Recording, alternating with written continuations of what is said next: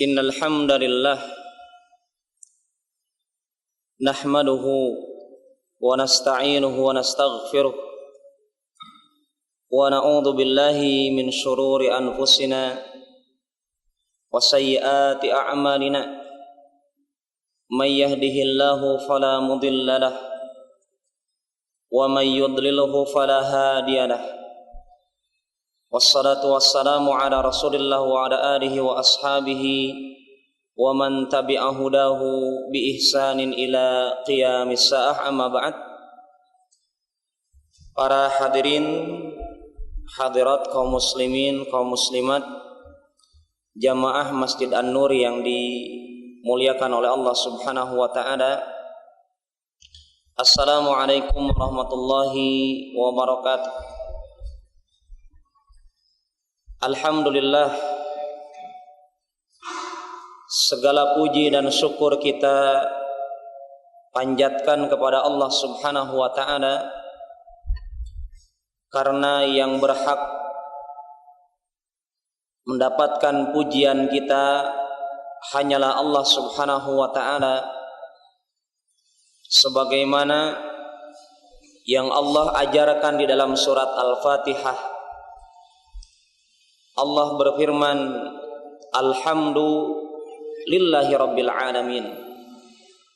Segala puji milik Allah Subhanahu wa ta'ala, maka tidak ada yang pantas memuji dirinya dari makhluk Allah Subhanahu wa ta'ala, termasuk diri kita di dalamnya. Bila mana kita mendapatkan kelebihan, bila mana kita mendapatkan kenikmatan yang Allah berikan kepada kita, nikmat sehat lahir dan batin, kelebihan harta yang melimpah ruah, kedudukan yang tinggi di kalangan makhluk Allah, maka ketika kita mendapatkan hal tersebut, seharusnya orang yang beriman hanya mengatakan bifadlillahi wa birahmatih, dengan keistimewaan fadilah dari Allah dan dengan rahmat kasih sayangnya Allah, sehingga kita mendapatkan kelebihan tersebut. Kita ucapkan alhamdulillah, segala puji milik Allah Subhanahu wa ta'ala. Para hadirin hadirat, kalau kita diberikan kemudahan untuk melangkahkan kaki kita ke rumah Allah, sungguh ini jelas salah satu kado istimewa dari Allah kepada kita semuanya, menjawab undangan Allah.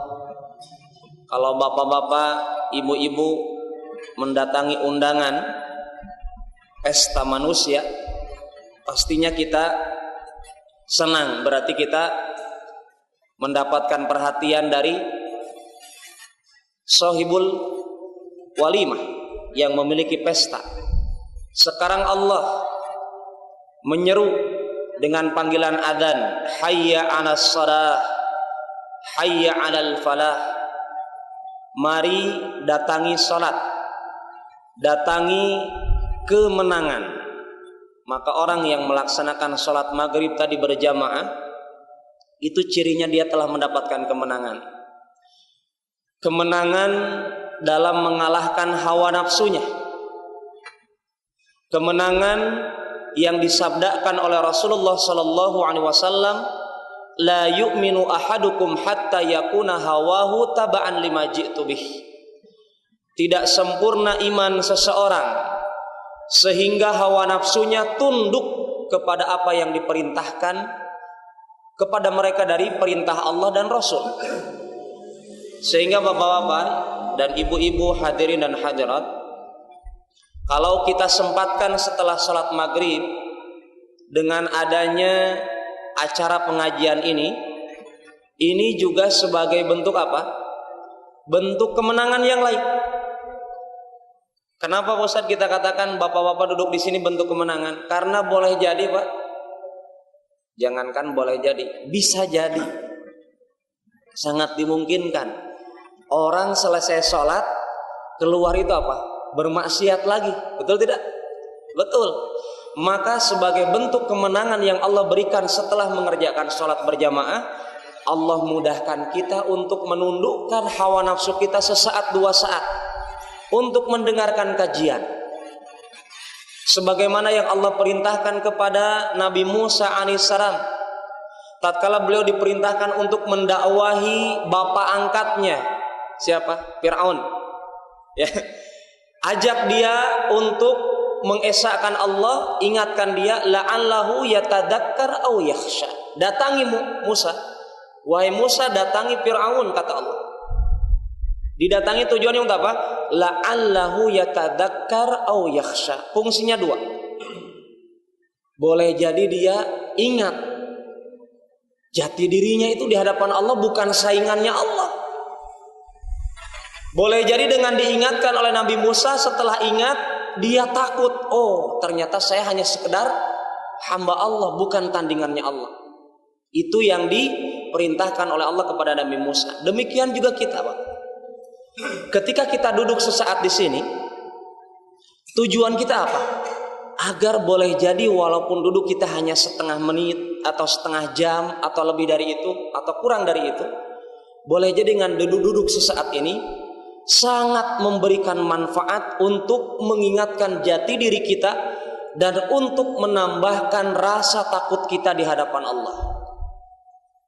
Maka para hadirin, kita akan mengkaji malam ini kajian yang sangat agung. Kajian berkaitan dengan haknya Allah. Ya, kalau selama ini kita sering menuntut hak kita dari Allah, mari kita pelajari hak Allah berapa banyak yang kita amalkan, yang kita telah penuhi.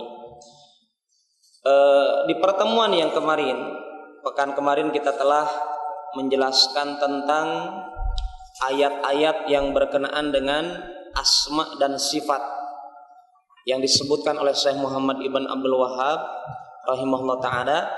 Dan saat ini kita akan melanjutkan masih bab yang sama berkaitan dengan asma dan sifat. Apa itu asma?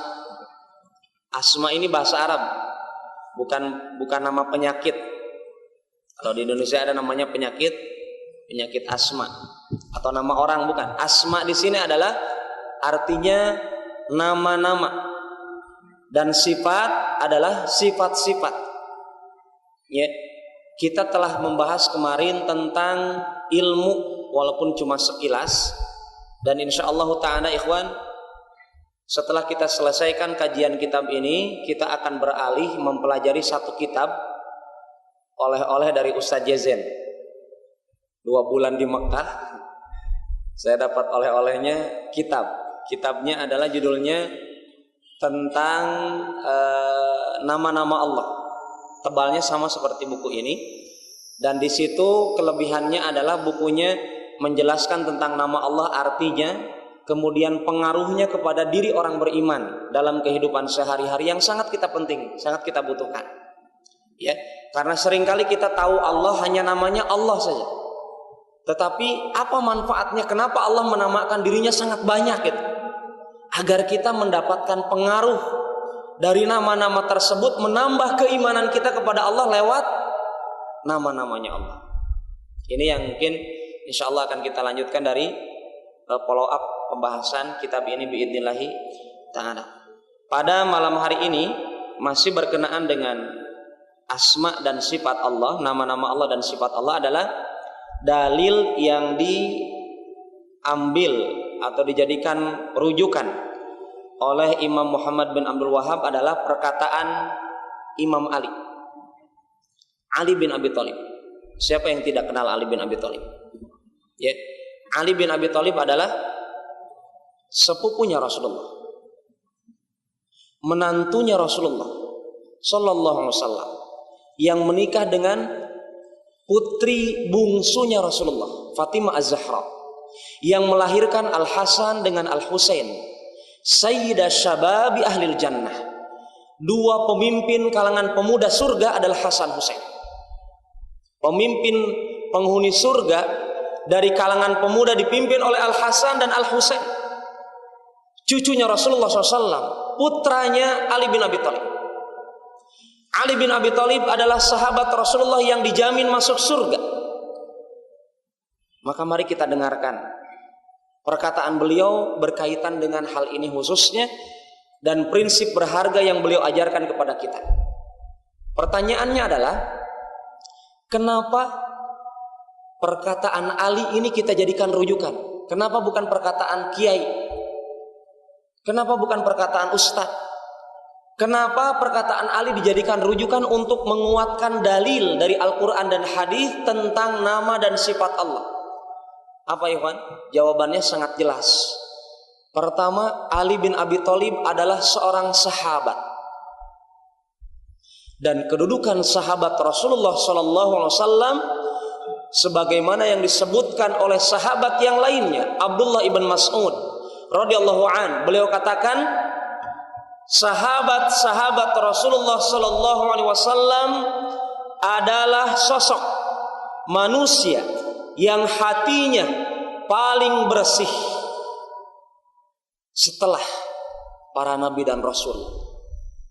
Maka Allah pilihkan manusia yang menemani Nabi Muhammad sallallahu alaihi wasallam 23 tahun berdakwah, mendakwahkan Islam, dipilihlah para sahabat. Kenapa dipilihkan oleh Allah? Karena mereka adalah orang yang paling bersih hatinya. Ini keistimewaan mereka. Kedua, kenapa para sahabat kita jadikan rujukan dalam menimba ilmu? Karena mereka adalah generasi terbaik yang pertama dari umat Islam. Generasi terbaik yang Allah juluki dalam Al-Quran, kuntum khaira ummah, kalianlah umat yang terbaik.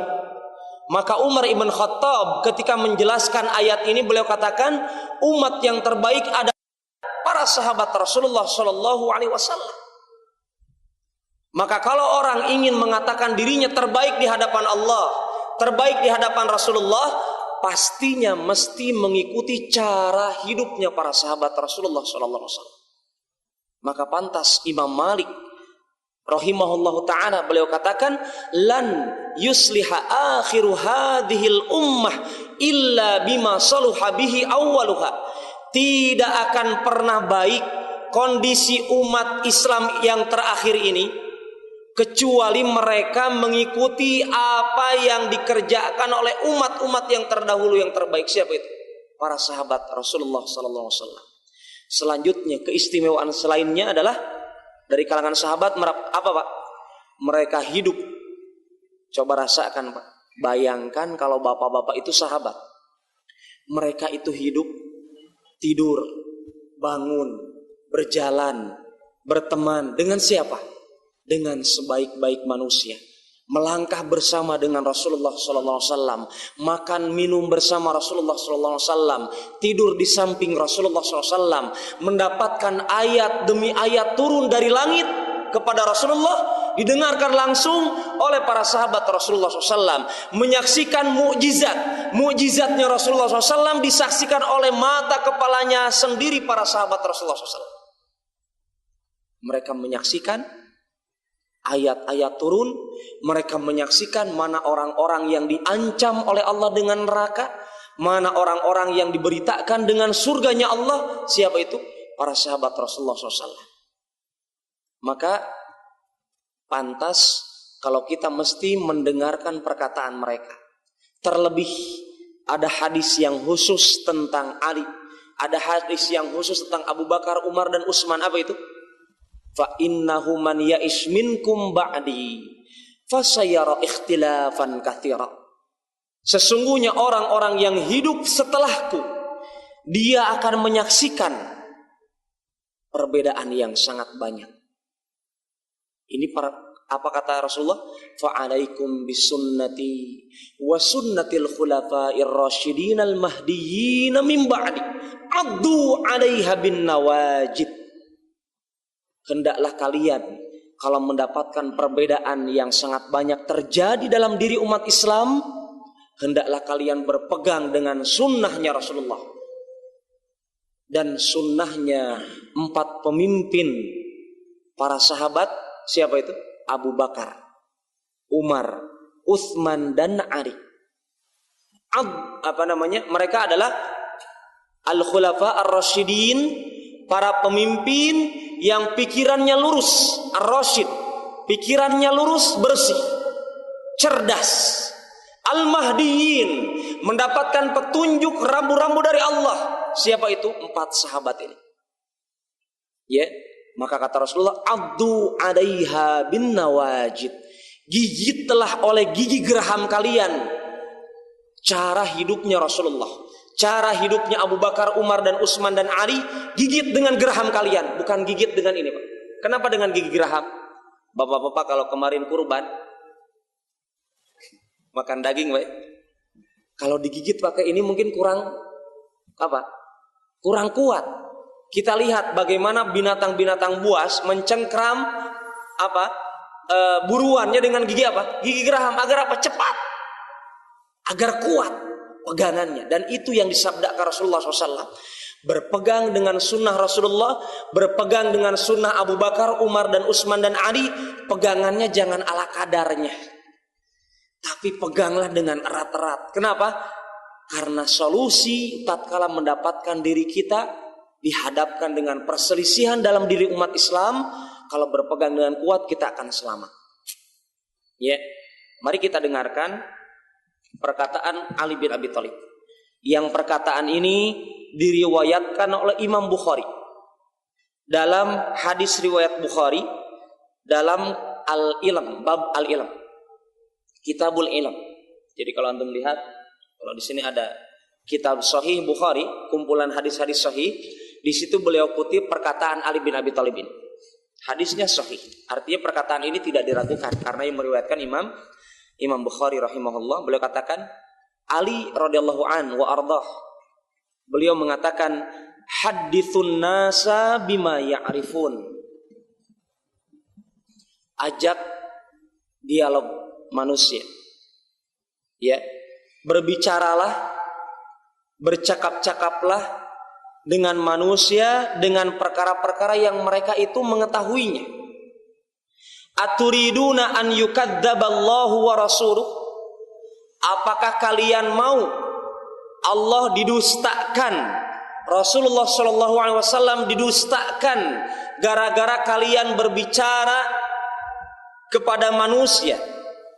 Artinya berceramah, membawakan Al-Quran, menjelaskan hadis dengan perkara-perkara yang akal manusia yang kalian ajak bicara itu belum sampai kepada ilmunya.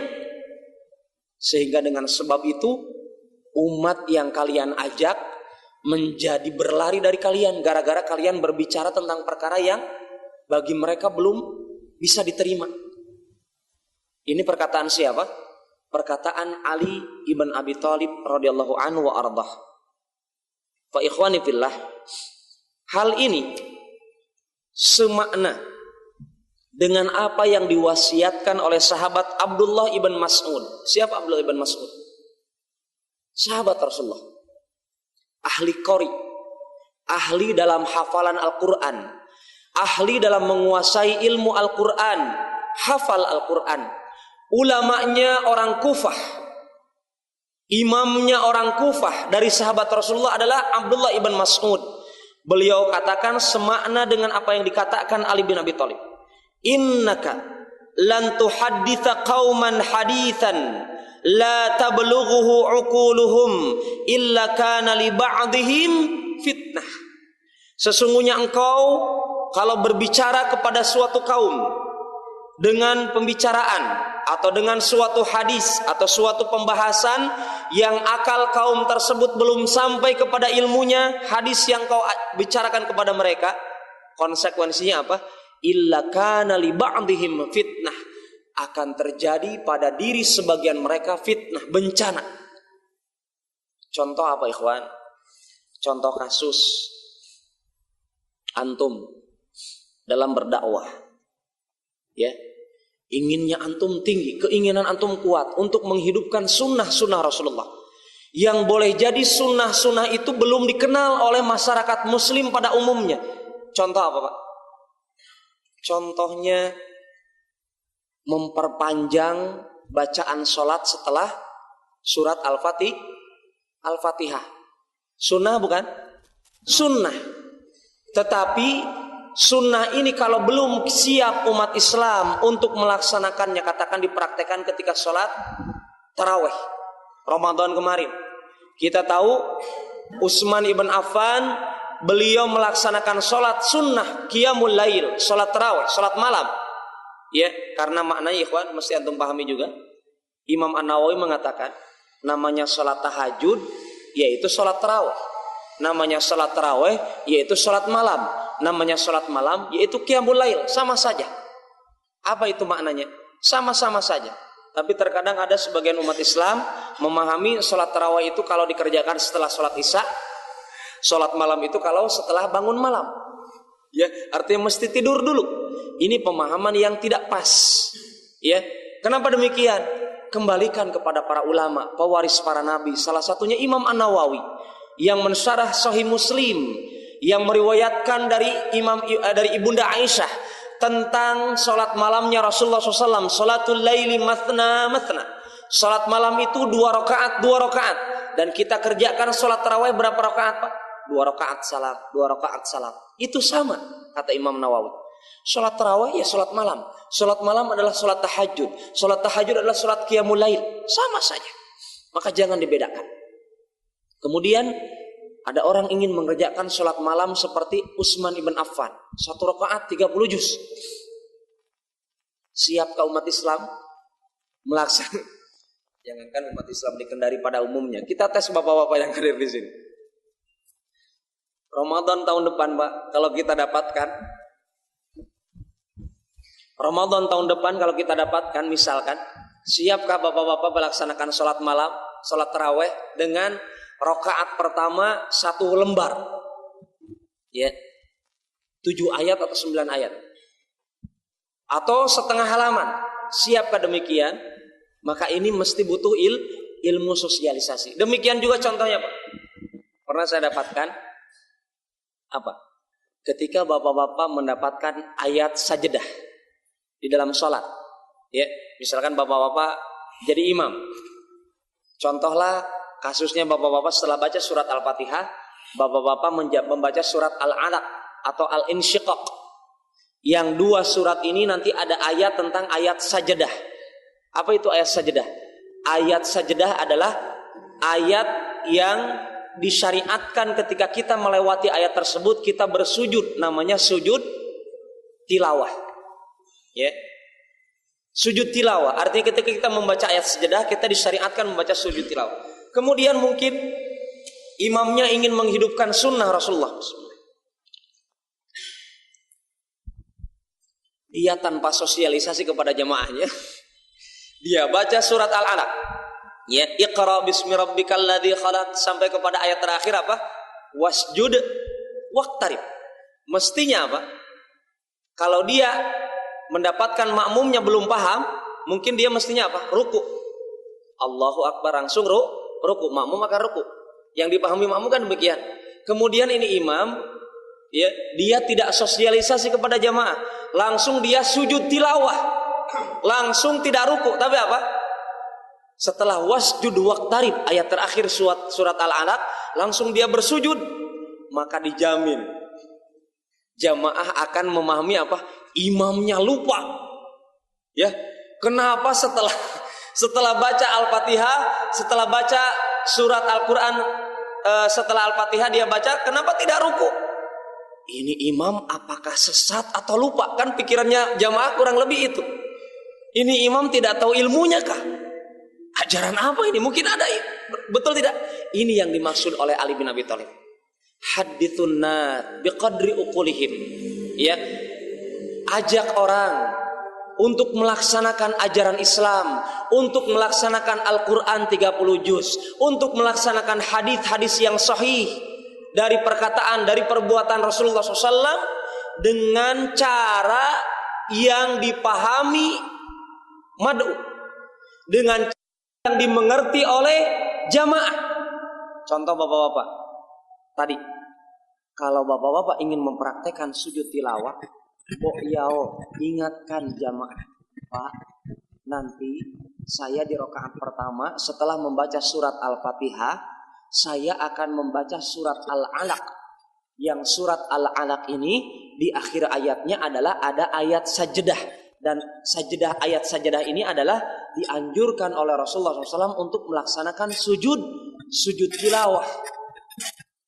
Maka bapak-bapak jangan kaget kalau nanti bapak-bapak dapatkan saya itu langsung setelah baca ayat tersebut tidak ruku tapi sujud dulu. Kemudian kembali kepada berdiri setelah sujud, kembali lagi tegak berdiri, kemudian membaca surat yang lain atau langsung ruku. Maka jangan kaget. Ya, maka para jamaah mengatakan, "Oh, begitu Pak Ustaz. Oh, begitu Pak Imam." Oh, ya sudah. Dalam rangka apa imam ini? Dalam rangka imam ini memotivasi para jamaah menghidupkan sunnah Rasulullah yang dilupakan para jamaah. Ya, betul tidak? Berapa banyak umat Islam yang melupakan sujud tilawah. Bahkan saya dapatkan umat Islam iseng. Kenapa saya katakan iseng? Ada umat Islam ya menghususkan surat tertentu di hari Jumat. Ini malam apa? Malam Jumat. Katanya nanti setiap sholat subuh ada surat tertentu yang mesti dibaca setelah surat Al-Fatihah. Yang saya tahu di Kendari surat apa, Pak? Hah? As-Sajdah. As-Sajdah, kenapa dinamakan surat As-Sajdah? Karena surat As-Sajdah ini juga ada ayat yang dianjurkan oleh Rasulullah SAW untuk sujud tilawah. Ini katanya mesti dianjurkan tiap hari Jumat rutin. Saya katakan timbulkan pertanyaan tanda tanya besar. Dari mana dalilnya menghususkan surat As-Sajdah mesti dibaca, mesti di hari Jumat, mesti di sholat subuh, dan mesti sujud tilawah di surat As-Sajdah ini mesti di hari Jumat. Artinya kalau besok di hari Sabtu baca surat Sajdah, jangan sujud tilawah. Siapa dalilnya dari mana? Ya, yang dituntut dalil adalah yang melaksanakan amalan tersebut. Maaf, bukan saya melarang orang melaksanakan sholat dengan membaca surat Sajdah di hari Jumat. Bukan, karena surat Sajdah itu surat dari Allah, mesti dibaca. Tetapi yang kita pertanyakan, kenapa dikhususkan harus dibaca di hari Jumat dengan surat tersebut, yang mana Rasulullah yang sholatnya lebih bagus daripada kita, yang khusyuknya lebih khusyuk daripada kita, yang cara ibadahnya lebih bagus di hadapan Allah daripada kita, beliau tidak pernah mengkhususkan hari Jumat membaca surat Sajdah di sholat subuh dan mensyariatkan mesti harus sujud tilawah. Ya, ini tidak ada sunnahnya dari Rasulullah SAW. Artinya kalau bapak-bapak mau baca surat Sajdah di hari Jumat, di hari sholat subuh, baca saja kadang-kadang. Tidak mesti harus itu. Adapun Al-Fatihah kenapa? Begitu pertanyaannya, Pak.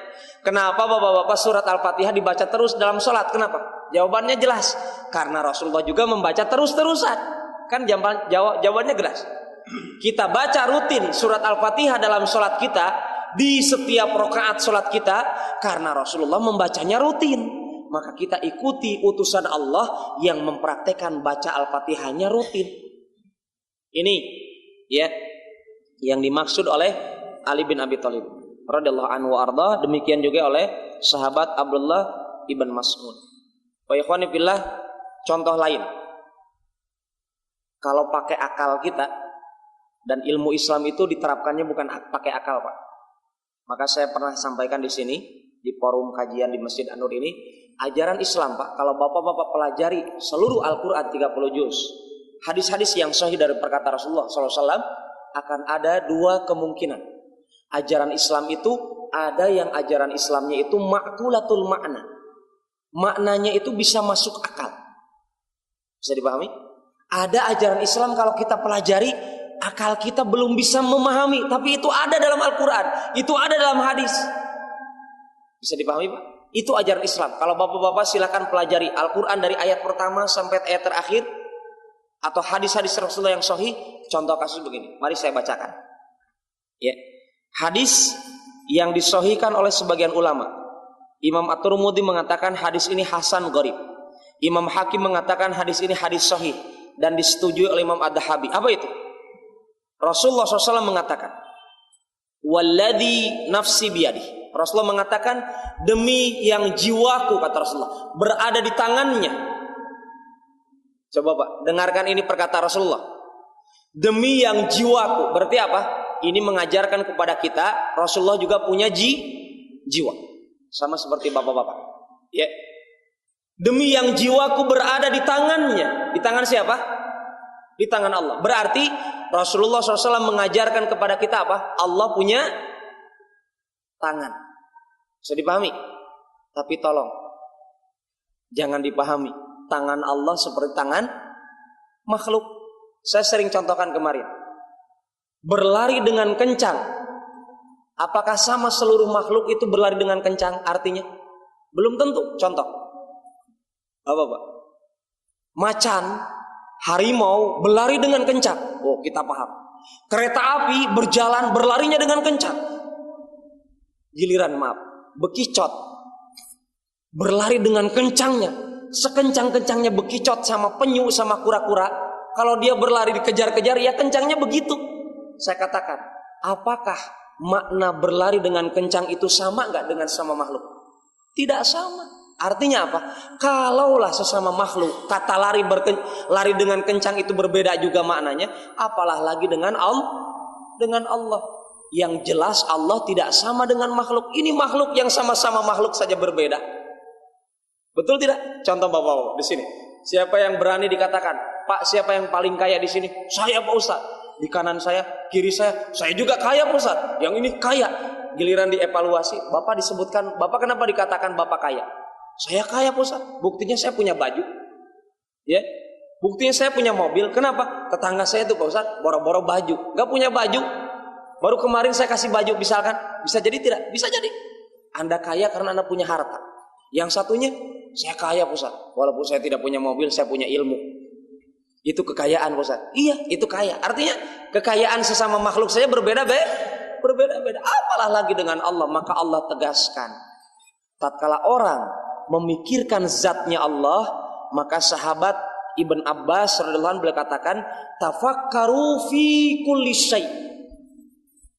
Renungkanlah, pikirkanlah dalam segala sesuatu, wala tafakkaru fi dzatillah. Jangan sekali-kali antum berani-berani memikirkan tentang wujudnya Allah, tentang zatnya Allah. Kenapa? Karena Allah itu ilmunya sangat luas. Allah tidak mengajarkan tentang zatnya Allah secara detail, tetapi Allah mengabarkan lewat Rasulullah Allah punya tangan. Tetapi Allah katakan dalam Al-Quran, walam yakullahu kufuwan ahad. Selesai. Allah tidak serupa dengan makhluknya. Satupun dari makhluknya Allah tidak serupa.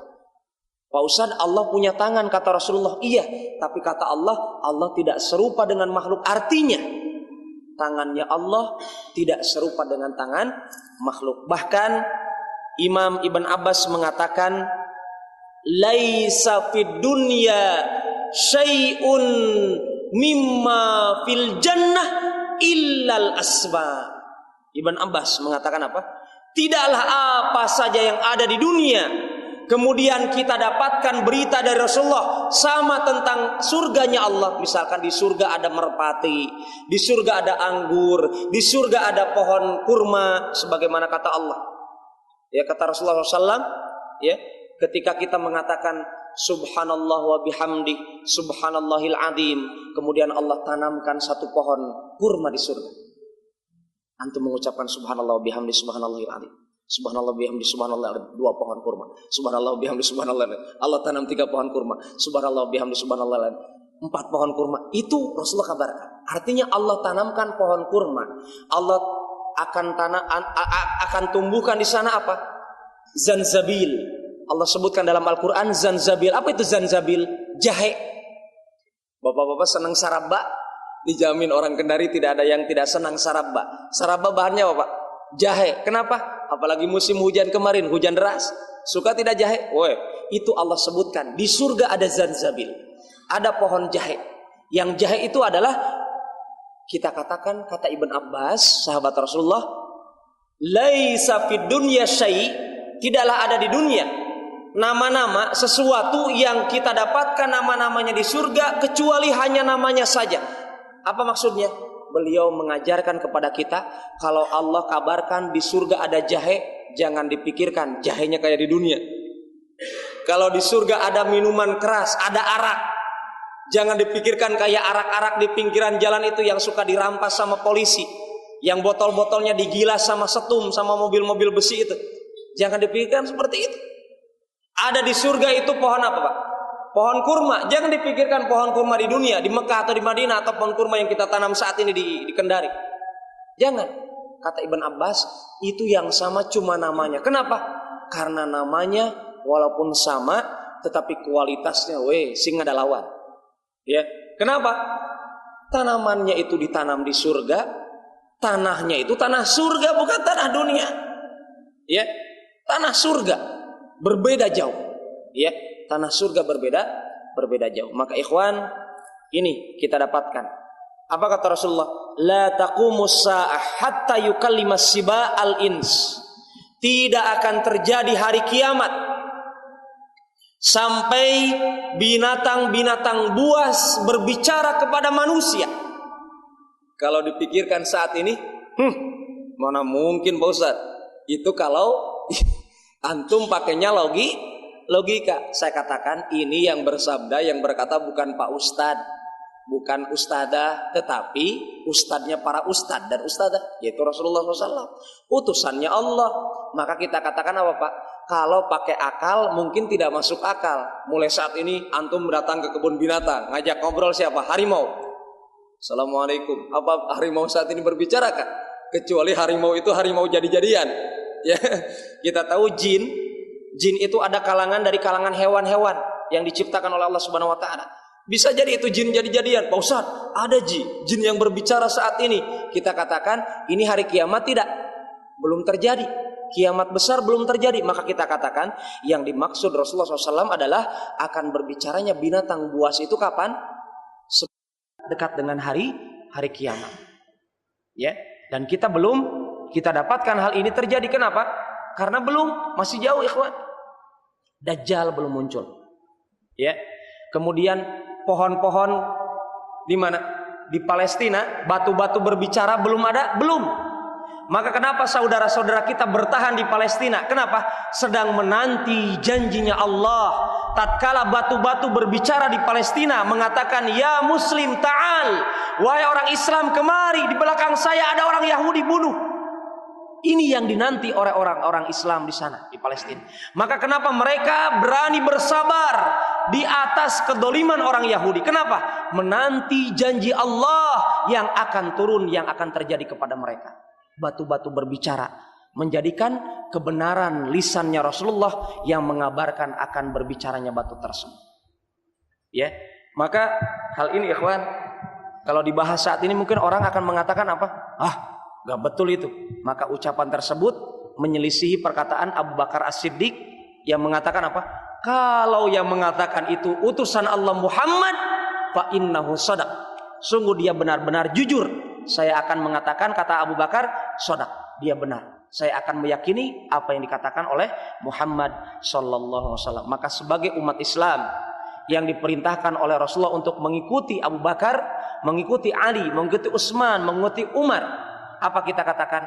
Kita mesti membenarkan apa yang dikatakan Rasulullah walaupun secara akal kita tidak masuk akal.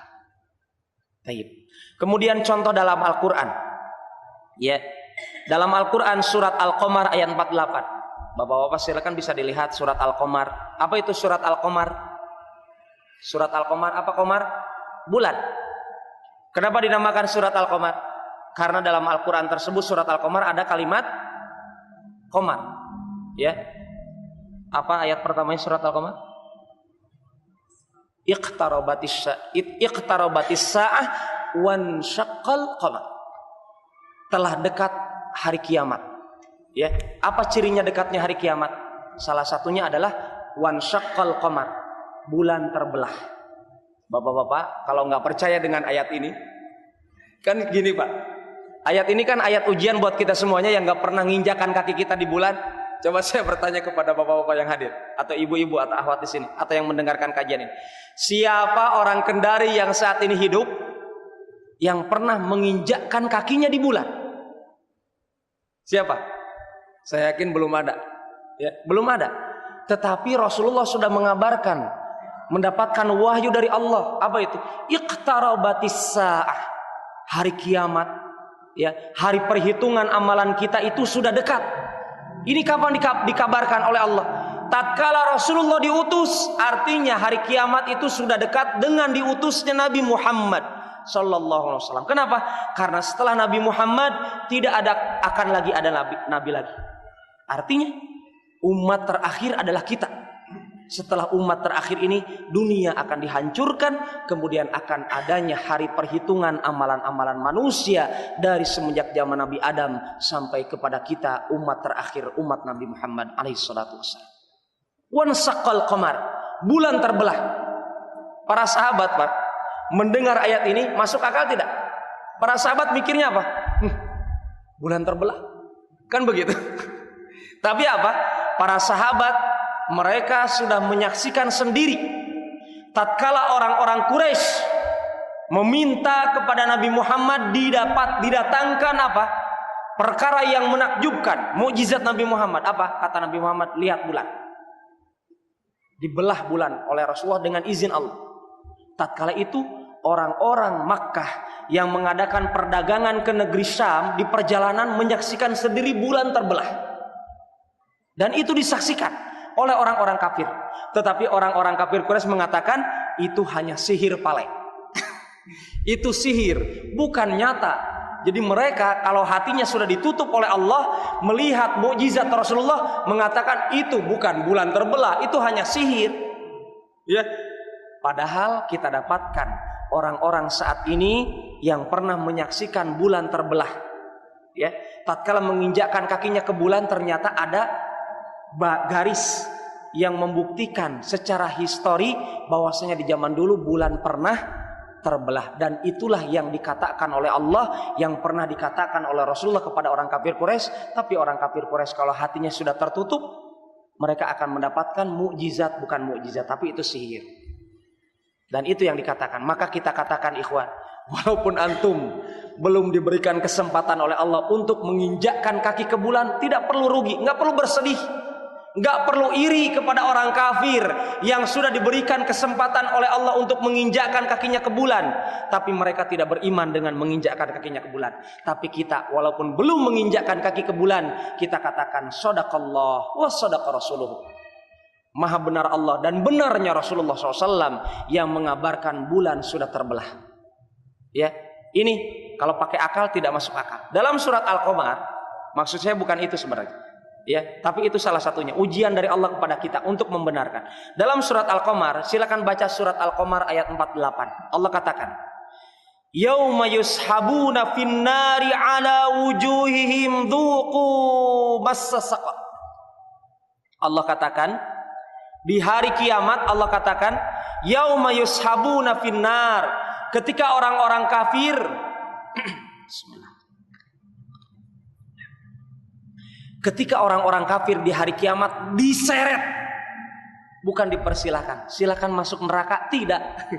Allah katakan ketika orang-orang kafir diseret, dihinakan oleh Allah di hari kiamat. Kenapa mereka dihinakan? Karena di dunia mereka menghina Al-Quran, menghina Allah, menyepelekan hadis Rasulullah. Maka di hari kiamat Allah hinakan orang-orang kafir, diseret di hari kiamat. Ala wujuhihim, mereka diseret dengan berjalan di atas wajah mereka. Na'udzubillah, tsumma na'udzubillah. Dzuqu massasaqar,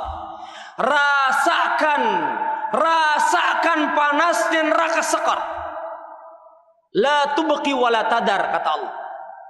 Neraka sakar, kalau orang berani mendaftarkan dirinya, kata orang Syiah. Orang Syiah saat ini mengatakan di Facebook, Pak, saya dapatkan, ya Allah, kalau di surga itu ada Abu Bakar, Umar, Utsman, maka jangan jadikan saya ahli surga. Orang Syiah. La haula wala quwata illa billah. Orang Syiah berani mengatakan demikian. Berani berdoa kepada Allah yang Allah Maha mengabulkan doanya. Bayangkan kalau doanya dikabulkan. Dia katakan, berani mengatakan, ya Allah, kalau di surga itu ada Abu Bakar As-Siddiq, mertuanya Rasulullah. Kalau ada Umar, mertuanya Rasulullah. Kalau ada Utsman, menantunya Rasulullah. Jangan jadikan saya, kata orang Syiah, jadi ahli surga. Di mana itu pikiran? Ya, naudzubillah min dzalik. Maka ini orang kafir, kata Allah, di hari kiamat diseret dengan wajahnya masuk neraka sakor, la tubqi wala tadar. Orang yang berani masuk neraka sakor atau mendaftarkan dirinya di dunia agar dimasukkan kepada neraka sakor, apa kata Allah? La tubqi wala tadar. Orang masuk neraka sakor dijamin tubuhnya itu tidak akan tersisa. La tubqi wala tadar, dan tidak akan pernah ditinggalkan. Artinya, oh tenang Pak, kalau di neraka saya sudah rutin kena panas, saya akan terbiasa dengan panas. Itu pikiran orang Yahudi. Ya, orang-orang pakai logika. Coba kita lihat orang pakai logika. Tenang Pak, kalau orang kan terbiasa dengan miskin, dia akan apa? Dengan perkara-perkara yang hina dia akan biasa Pak, saya biasa sakit Ji. Tenang saya, senyum terus. Itu pikiran orang-orang kafir, seperti orang Yahudi, seperti orang-orang Quraisy. Tatkala mereka katakan, kalau orang masuk neraka tiap hari, kan panasnya itu sudah terbiasa. Ini kan pakai logika. Betul tidak Pak? Nanti saya akan senyum-senyum tuh di neraka, karena saya sudah terbiasa panas. Ini pikiran orang yang tidak pernah takut dengan nerakanya Allah Subhanahu wa ta'ala. Maka para sahabat mendengar ayat ini dilantunkan oleh Rasulullah. Ya Rasulullah, bagaimana mungkin mereka itu berjalan dengan wajahnya? Bisakah orang berjalan dengan wajahnya? Karena apa? Karena pakai logika dunia, ilmu dunia. Di dunia ini, pernahkah bapak-bapak melihat orang berjalan ke Mando nggak? Ke pasar yang becek, berjalan dengan wajahnya, ada nggak? Pernah. Paling-paling dia berjalan dengan tangannya, walaupun bisa, betul tidak? Kalau dengan wajahnya, apa mungkin? Di hari kiamat orang kafir diseret oleh Allah, diseret oleh utusannya Allah ke nerakanya Allah dengan berjalan di atas wajahnya. Sehingga ayat ini menjadikan para sahabat bertanya-tanya, bagaimana mungkin ya Rasulullah? Bukan mengingkari ayat ini, tapi pakai apa? Pakai nalarnya dunia. Maka kata Rasulullah SAW, alaisalladzi amsyahu ala rijlaihi qadirun ala an yamshiyahu ala wajhi. Bukankah Allah yang telah menjadikan makhluk itu di dunianya dia mampu berjalan, diberikan kemampuan oleh Allah berjalan dengan kakinya, maka bagi Allah tidak sulit Pak untuk menjadikan dirinya berjalan di hari kiamat dengan wajahnya. Karena yang menjadikan orang kafir saat ini di dunia dia mampu berjalan dengan kakinya sombong di hadapan Allah, maka di hari kiamat akan Allah hinakan wajahnya dengan menjadi kakinya di hari kiamat. Na'udzubillah tsumma na'udzubillah. Maka kita katakan ayat itu kalau betul ada dalam surat Al-Qamar, kita katakan shadaqallah. Dan ini menunjukkan kemahasanggupannya Allah, kemahakuasaannya Allah, yang saat ini kita dapatkan manusia berjalan di atas kakinya. Di hari kiamat umat Islam, orang beriman akan menyaksikan dengan mata kepalanya sendiri ada rombongan orang-orang kafir yang diseret, dihinakan oleh Allah, berjalan di atas wajah-wajahnya. Demikian para jamaah yang dimuliakan oleh Allah Subhanahu wa ta'ala. Ini nasihat berharga dari sahabat Ali radhiyallahu anhu arda tentang apa? Tentang pentingnya kita untuk taat kepada Allah, untuk taat kepada Rasulullah, sebagaimana para sahabat tidak banyak bertanya tentang perkara yang tidak ada manfaatnya. Ya, kalaulah berita tersebut dari Allah, berita tersebut dari Rasulullah SAW, kita hanya bisa mengatakan sebagaimana yang dikatakan oleh Imam Abu Hanifah kemarin. Imam Abu Hanifah mengatakan, kalau ada hadis dari Rasulullah SAW, fa'ala ra'si wal ain, di atas kepalaku dan di depan mataku, aku hormati, aku muliakan. Itu Abu Hanifah. Imam Malik mengatakan, kulluna radun wa mardudun alaih. Masing-masing kita ini perkataannya, perbuatannya, tingkah lakunya kadang ditolak, kadang menolak. Betul tidak? Masing-masing kita amalannya kadang ditolak orang lain, kadang amalan kita menolak amalan orang lain. Tapi kata Imam Malik, illa sahibah hadzal qabr, yakni Rasulullah SAW, kecuali pemilik kuburan ini, sambil menunjukkan kepada kuburannya Rasulullah SAW, amalannya jangan sekali-kali ditolak. Kenapa? Sekali-kali pale bapak-bapak ini menolak amalan Rasulullah, terkena ancaman Allah apa? Wal yakhshal ladzina yukhalifuna an amri an tusibahum fitnah au yusibahum adzabun alim. Hendaklah orang itu merasa takut kalau dia itu menyelisihi perintahnya Rasulullah, dia akan ditimpakan bencana oleh Allah atau dia akan ditimpakan siksa yang pedih. Maka ikhwan, kalau betul Anda telah mendengar dari Rasulullah SAW hadis yang sahih, bukan palsu, bukan hadis lemah, maka tolong konsekuensinya adalah kita dengarkan, kita taati, walaupun menurut akal kita tidak masuk akal. Imam Asy-Syafi'i mengatakan, idza sahal hadits fa huwa madhhabi. Kalau hadis itu sahih, itulah cara hidup saya, itu madhab saya. Imam Syafi'i mengatakan, idza khalafa qauli qaula Rasulillah sallallahu alaihi wasallam fadribu biqauli ardal haid. Kalau perkataanku, kata Imam Syafi'i, menyelisihi, berbeda dengan perkataannya utusan Allah Muhammad sallallahu alaihi wasallam, maka lemparkan perkataanku, hinakan perkataanku kepada dinding. Buang perkataan Imam Syafi'i, kata Imam Syafi'i, kalau menyelisih perkataan Rasulullah utusan Allah. Karena Imam Syafi'i menyadari beliau bukan utusannya Allah, tetapi beliau seorang pengikut Nabi Muhammad sallallahu alaihi wasallam. Imam Ahmad telah kita sebutkan kemarin, beliau katakan, ajibtu liqaum, saya kaget, merasa aneh kepada suatu kaum, saya merasa tercengang, ya, merasa kaget kepada suatu komunitas manusia, araful isnad wasihatahu, mereka itu tahu sanad, tahu ilmu hadis, tahu hadis itu sahih, yadhabuna ila ra'i Sufyan, tetapi mereka lebih mengedepankan perkataan Sufyan, bukan perkataan Rasulullah. Kaget, utusan Allah telah berkata demikian, tetapi tenang balik, saya ngikuti ustadz saya ngikuti habib saya ngikuti pemimpin saya, perkataan Rasul nanti saja, kan begitu. Imam Ahmad mengatakan kaget, orang itu sebentar lagi mau meninggal, ketemu Rasulullah, ketemu Allah, mau apa dia katakan di hadapan Allah, mau apa dia di hadapan Rasulullah SAW. Kalau dia ditanya oleh Rasulullah SAW, kenapa kamu amalkan amalan itu? Kenapa kamu lebih mengedepankan amalan yang tidak ada tuntunannya dari Rasulullah SAW? Demikian para jamaah yang dimuliakan oleh Allah Subhanahu Wa Taala, nasihat Imam Ali dan para ulama yang lainnya ini, yang semoga dengan kajian ini menambah diri kita untuk belajar bersabar, ya, belajar bersabar untuk mendengarkan dan tidak gampangan untuk berkata kalau perkataan kita tidak ada dalilnya. Perkataan kita tidak ada dalil dari Al-Quran dan hadis, lebih bagus jangan berkata. Ya, lebih bagus jangan berkata. Demikian, semoga bermanfaat. Aku qouli hada, subhanakallahumma rabbana bihamdika asyhadu an la ilaha illa anta astaghfiruka wa atubu ilaik. Assalamualaikum warahmatullahi wabarakatuh.